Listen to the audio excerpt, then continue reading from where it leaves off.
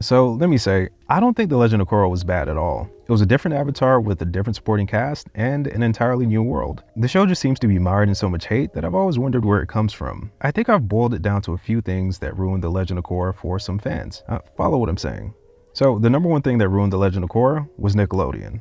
Now, if you don't remember, the show suffered from a volatile production schedule that saw the series change air dates more times than the gang said yip yip. This disjointed scheduling robbed us of having that shared experience and continued involvement in the series that helped to make The Last Airbender so important to us. Now, there was even a point in the last season where they stopped airing the episodes entirely with no indication of when the series would return, only to release it online after months of pressure from fans. Now, you might think that doesn't sound so bad, but streaming wasn't exactly what it is today, so many fans had difficulty watching the series online. Now, the second thing is the show suffered from a reduced number of episodes, with each season having 13 episodes compared to The Last Airbender's 20 to 21 episodes per season. Now, you would think this wouldn't be a problem, but with each season presenting a new villain and new ways of approaching each of those villains, it made the story feel disjointed and rushed in parts, with Korra's team Avatar feeling more like cheerleaders as opposed to actual important members of the team. So we never really got to see the characters fleshed out and explored in deep and meaningful ways, like we did in The Last Airbender. There was definitely more of a focus on Korra's struggles with being the Avatar in this world. So for many of us, we love the main characters and supporting cast, but we don't necessarily feel as connected to them. They essentially played their roles and not much more than that. And what's more, with so many additional characters like Lin, Sue, Varric, and Tenzin, there just wasn't enough time to,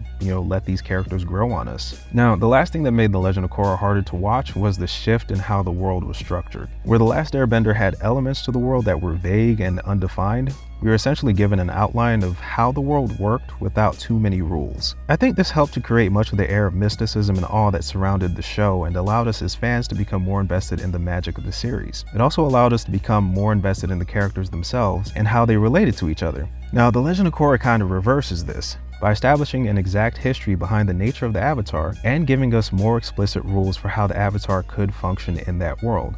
Now, with so many rules about how Korra could function in this world, I think that probably made us as fans feel a little more disconnected from the series. So Korra felt a lot more limited, even though that wasn't necessarily the case. I think that erased much of the mysticism and lore that made The Last Airbender so special to us. Combine that with less episodes per season, a world that's becoming more structured and less bound to the spirit, and villains that aren't your classic absolute evil, and you can see why some fans would have trouble wrapping their heads around it. But honestly, The Legend of Korra is a great show. It's different and the world is different, so naturally Korra has to operate differently. Well, that's the video. If you agree, let me know why. If you don't, let me know why. Are you cool with The Legend of Korra? Let me know what you think, and I'll see you in another one. Peace.